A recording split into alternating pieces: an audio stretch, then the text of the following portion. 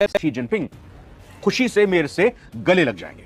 अब आते हैं सबसे दिलचस्प मोड़ पर। ट्रंप के पाकिस्तान जाने की खबरों के बीच उन्होंने भारत के प्रधानमंत्री नरेंद्र मोदी को फोन किया। डिप्लोमेटिक गलियारों में इसे डैमेज कंट्रोल के तौर पर देखा जा रहा है। भारत अमेरिका का सबसे बड़ा रणनीतिक पार्टनर है और पाकिस्तान के साथ अमेरिका की नजदीकी हमेशा से भारत के लिए चिंता का विषय रही है। ट्रंप जानते हैं कि अगर वो पाकिस्तान जाकर कोई बड़ी डील करते हैं तो भारत के साथ उनके रिश्तों में खिंचाव आ सकता है। इसीलिए मोदी को फोन करके पहले से ही शायद उन्होंने यह साफ किया है कि उनकी पाकिस्तान यात्रा सिर्फ ईरान डील तक सीमित है और भारत के साथ दोस्ती वैसी ही रहेगी।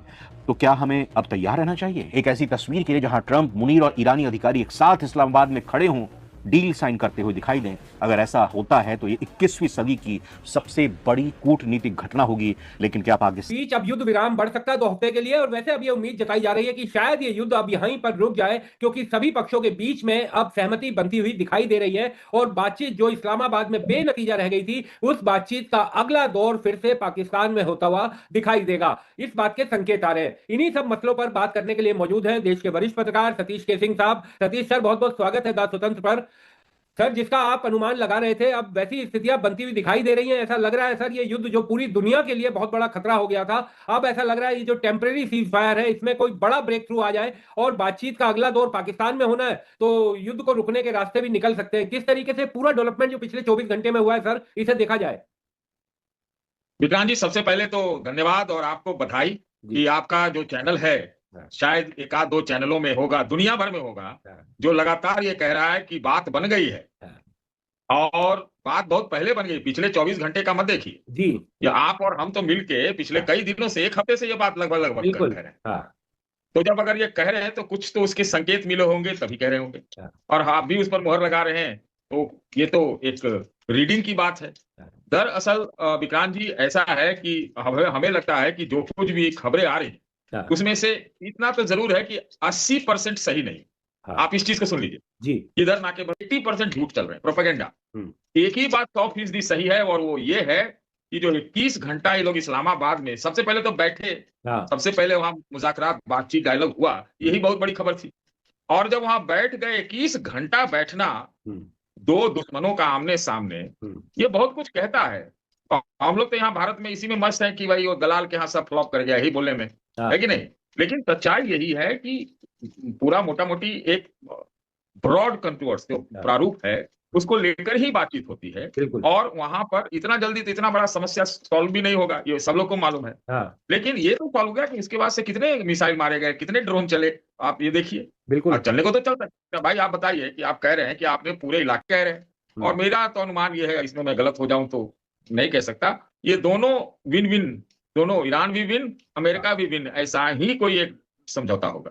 अच्छा, जो डिटेल जब वर्कआउट होगा तो दोनों कुछ ले दे के ही मानेंगे। ये बात बिल्कुल सही है। अचीवमेंट है, 47 साल बाद अमेरिका और ईरान के आपस में मुआहदा हो रहा है, ये डायलॉग हो रहा है, तो डोनाल्ड ट्रंप चाहेगा कि खुद आए, क्योंकि इतनी बड़ी अचीवमेंट वो क्यों चाहेगा किसी और की झोली में डाल, क्रेडिट वो लेना चाहेगा, क्रेडिट क्यों लेना चाहेगा। दूसरा, ये फील्ड मार्शल जंग के जमाने में वो अगर ईरान गए और रात उन्होंने ईरान में गुजारी है, अभी दूसरी रात है वहां पे, और वो फिर जो उनका खातमुल अंबिया हेडक्वार्टर है वहां पे भी गए हैं, फिर अब्बास अरागची से मुलाकात हुई, फिर उनकी कालीबाफ साहब से मुलाकात हुई, अब वो मसूद पेज़ेश्कियान के साथ उनकी मुलाकात हो रही है, सदर, ईरानी सदर साहब के पास।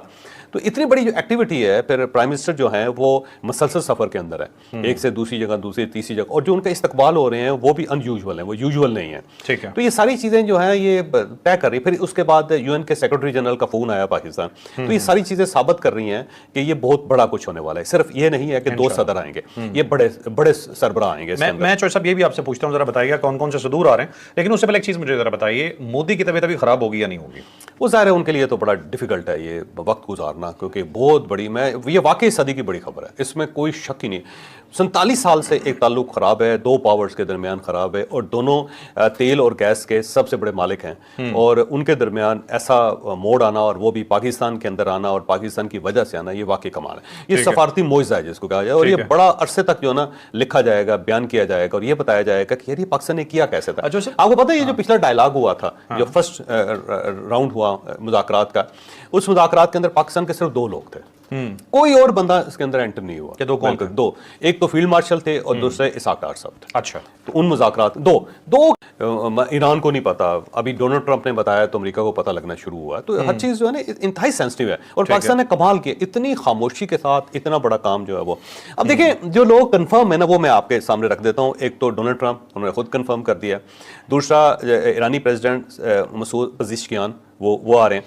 तीसरा तैयब अर्दगान साहब वो आएंगे, डेफिनेटली वो करार लेना चाहेंगे इसका। फिर prince Mohammed bin Sulaiman, crown prince Saudi Arabia, वो तशरीफ लाएंगे। फिर शेख तमीम बिन हमद अल सानी जो कतर के अमीर हैं वो यहाँ पे तशरीफ लाएंगे। अब और फिर यूएन के सेक्रेटरी जनरल एंथोनियो गुतेरेस जो वो भी आएंगे। उसकी वजह यह है कि यूएन जो है वो अपनी इज्जत क्यों ना समेटे, वो क्यों ना इस कामयाब सफारतकारी के अंदर हिस्सा ले। तो मुझे लगता है, और दूसरा ये कि पाकिस्तान के फ्रेंड है एंथोनियो गुतेरेस जो है ना, तो पाकिस्तान चाहेगा कि यूएन जो है उसकी नुमाइंदगी भी यहाँ पे होनी चाहिए, वो खुद भी यहाँ पे तशरीफ लानी चाहिए। अब इसके साथ साथ ना जो सदर मैक्रोन है जिनका ज़ाहिर ताल्लुकात बहुत ख़राब हो गए और वो चाहेंगे कि वो भी इस का हिस्सा बने। फ्रेंच प्रेसिडेंट, फिर केयर स्टारमर जो बरतानिया के प्राइम मिनिस्टर, वो भी चाहेंगे क्योंकि उन्होंने भी दौरे किए थे सारे गल्फ स्टेट्स के जो ही जंगबंदी हुई थी, वो भी चाहेंगे। और पाकिस्तान जो है ना वो इस अपॉर्चुनिटी को ग्रैब करना चाहेगा कि प्रेसिडेंट मैक्रोन भी आए, प्राइम मिनिस्टर केयर स्टारमर भी आए यहाँ पे, ताकि पीछे लाइन में लोग खड़े हो ना जी सारे। अच्छा, इसके साथ साथ जनरल अल सीसी, मेरा ख्याल है वो प्राइम मिनिस्टर साहब उनको दावत देंगे। मिस्री सदर जो है ना मुझे लगता है, और चीन के प्राइम मिनिस्टर जो है ना ली चियान, मेरा ख्याल है उनको भी ये दावत पाकिस्तान देना चाहेगा पाकिस्तान। और इसके अंदर कोई अगर और कोई टेक्निकल फॉल्ट ना हुआ तो मुझे लगता है ये सब लोग आ जाएंगे। मेरी इंफॉर्मेशन भी है और मेरा ख्याल है तजिया भी है, मेरा एक पॉलिटिकल जिसको कहते हैं ना एक आउटपुट, आप इसको ये कह लें पॉलिटिकल थिंकिंग का। चलें, 2-3 चीजें मुझे आपसे पूछनी है। यूथ ट्यूबर्स को हार्ट अटैक हो रहे होंगे?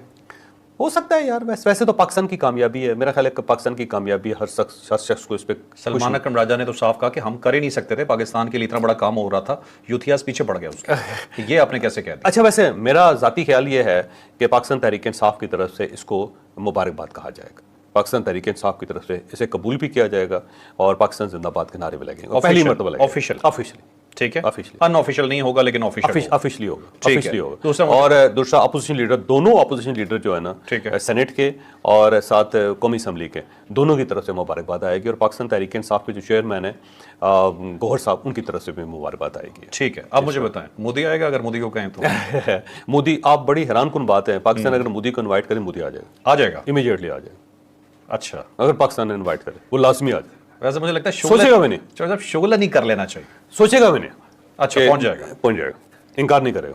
ठीक है, चलिए मुझे एक चीज और बताइएगा। अच्छा, ये वैसे और मेरा ख्याल ये है कि पाकिस्तान को नोबेल प्राइज में मिलेगा, अमन पीस नोबेल प्राइज। तो इस पे तो मिलना चाहिए, मिलेगा। आपने पूरी दुनिया को तीसरी आलमी जंग से बचाया, फील्ड मार्शल और प्राइम मिनिस्टर, पूरी दुनिया इज्जत की जा रही है, नाम पे नाम ली जा रही है। डोनाल्ड ट्रंप तो फैन हुआ है। ठीक है, अच्छा, ये देखो ना, ये अगर आपको याद हो जो गजा का बॉर्डर पीस हुआ था इजिप्ट के अंदर, है ना, तो उसके अंदर क्या हुआ था, प्रेसिडेंट ट्रंप ने बहुत हेड ऑफ स्टेट्स को बुलाया था और जब ये साइनिंग वो सेरेमनी हो रही थी तो पीछे कितने लोगों की लाइन लगी हुई थी, उसके अंदर कौन कौन लोग। पाकिस्तान भी इसी टाइप की एक अपॉर्चुनिटी क्रिएट करना चाहता है यहाँ। ठीक, मेरी बड़ी डेवलपमेंट है और जाहिर है कल हमने अपने प्रोग्राम में अपने जराये के हवाले से खबर दी थी कि पाकिस्तान पूरी कोशिश ये कर रहा है कि जब मुज़ाकरात की मेज पर दोनों बैठे हैं तो सिर्फ दस्तखत करने के लिए बैठे हैं, यानी कि उससे पहले पाकिस्तान अपनी डिप्लोमेसी के जरिए वो तमाम इख्तलाफात खत्म करना चाहता है और इसीलिए पाकिस्तान के आर्मी चीफ और फील्ड मार्शल ईरान गए हैं। इसके अलावा वज़ीर आज़म मुतहर्रिक हैं और ट्रंप के साथ भी बराह रास्त राब्ता है।